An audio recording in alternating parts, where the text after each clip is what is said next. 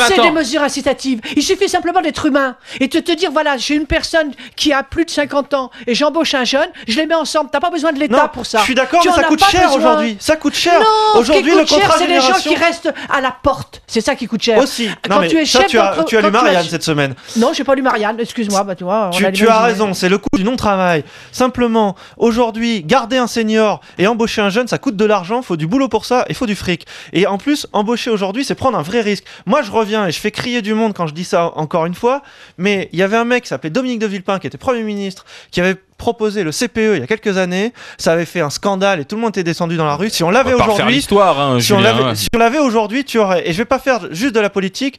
La droite a fait une connerie aussi, ça a été de supprimer le contrat jeune, par exemple, les emplois jeunes. Voilà, c'était des bêtises. Aujourd'hui, on paye cette politique-là. Il n'y a rien. La plupart des emplois jeunes, on n'avait même pas de. J'en ai eu moi, dans mon association. Oui, et ben ils ont eu 5 ans d'expérience. Impossible de les former, figure-toi. Ils ont eu 5 ans d'expérience. Ils sortent avec un CV avec 5 ans d'expérience, ces jeunes-là. Il n'y avait pas. Non, c'était une bêtise, ça. Et il y a beaucoup de collectivités locales qui ont pu en bénéficier. Normalement, les emplois jeunes, on pouvait avoir le contrat qu'à partir du moment où tu leur donnais des heures de formation comme une école. Arrivé là, il n'y en avait pas pour les associations. Sur Internet,